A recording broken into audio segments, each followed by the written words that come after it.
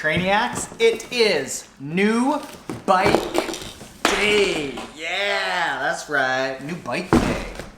Oh crap, sunglasses were under there. What we have here is a state bicycle single speed. Now, this is not Ventum road bike. I know that's what you all were thinking. This is just for booting around the city, and what we're gonna talk about today are 5 ways that you can think about incorporating commuting around to save a bunch of time with your triathlon training. Still new bike day. Sunglasses made it.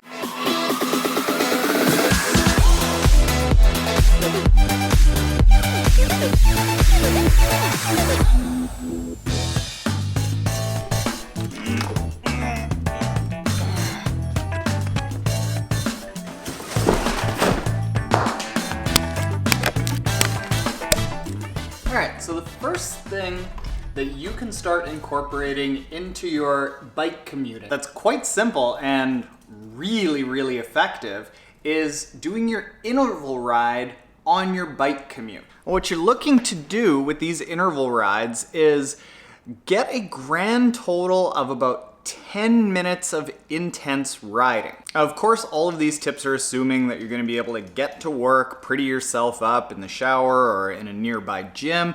But if you're able to get in 10 minutes of intense riding, say 10 1-minute hard interval, that's going to be a really effective workout. And it doesn't matter if it's not on your exact triathlon bike or a road bike.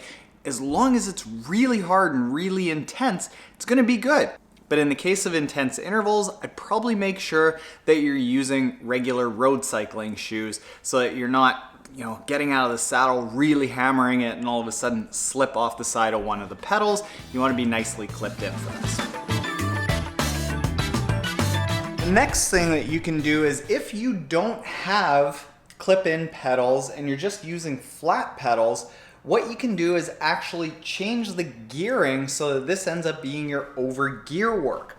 Now, towards the end of a race, what will end up happening is most people, even some of the best cyclists in the world, will have their pace fall down. And in a lot of cases, that's because the muscles haven't been conditioned to perform really well under load for a long period of time. What we do on teamtrainiac.com is we start incorporating over gear work, cadence work that is about 50 to 70 cadence, really slow, really grinding through those gears.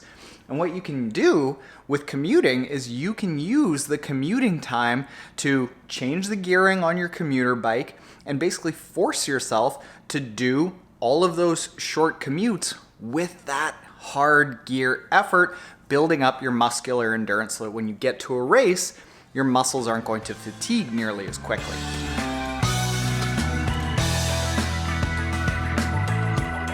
Now, next thing that you can do is the complete opposite. Instead of looking at this as a bike keeps getting in my face. Instead of trying to turn your commute into this killer workout, which it can be, but it's a little bit hard, is there's a third ride each week that is like a bonus ride. You got your really intense ride, you got your really long ride, but there's a third ride that's a bonus ride that is really beneficial if you make it your commute, because that third ride is essentially just a recovery ride. As long as you get on the bike that day, get the blood flowing a little bit, that one commute is much better for you and is going to allow you to progress quicker than just straight sitting on your butt. Getting the blood flowing facilitates recovery, so you're actually going to absorb all of the other hard workouts that you're doing a lot better, and you're gonna be having a good time, commuting away, pedaling around the city.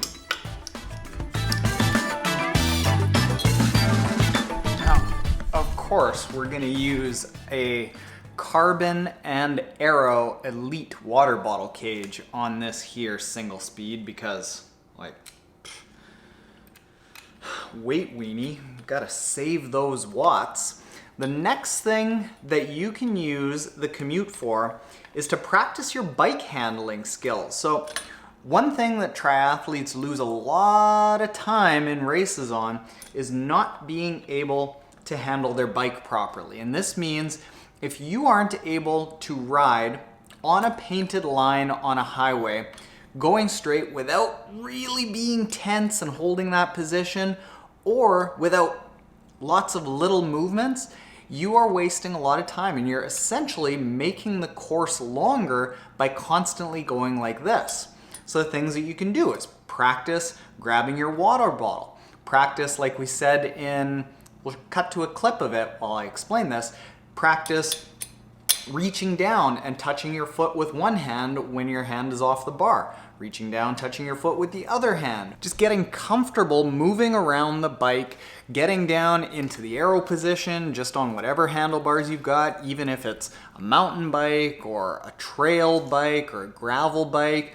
Just get used to handling the bike in different situations, and what you're going to find is that when you get onto your tri-bike, all of a sudden, being in that arrow position, reaching down to grab your water bottle, staying in that arrow position, staying straight is going to be so much easier, and that is actually going to make you faster without having to work any harder.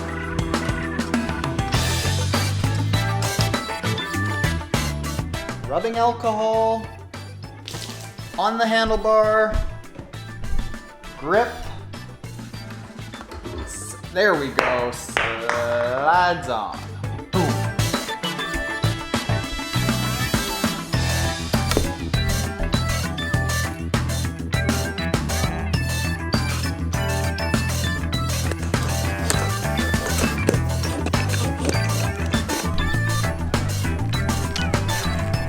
All right, now that all those pesky reflectors and warning stickers are off of this, let's take this thing for a little test drive.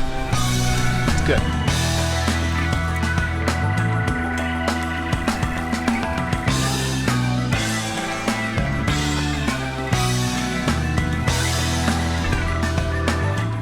All good in the hood back there. Yeah. The last thing to keep in mind as you start thinking about incorporating your commuting into your triathlon training is that it's not like you can use this riding to increase your weekly mileage. There is no substitute for that really long ride and getting in a good amount of riding. But this also is not something that you can just put into your triathlon train and be like, doesn't even count.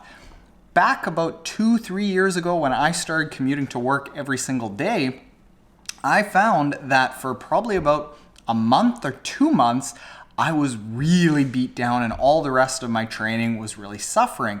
Because if you think about it, an hour every single day, 5 days a week is another 5 hours of activity that you aren't necessarily doing nothing, but you aren't really getting a ton of training unless you want to turn it into a training session and you start incorporating the things that we talked about earlier. So it does have aspects of training. You just have to understand how it fits in. Doing some intense riding, doing just recovery riding, doing your low gear work, doing your technique work. This is where it plays a role. It doesn't play a role for your long ride, and it certainly is not nothing, so keep that in mind. Now, last thing, why a single speed, you might ask? It's certainly not because I'm cool enough to ride a fixie. I am very much not, but I like single speeds for commuting because they're workhorses. They're easy to fix, they're easy to take apart.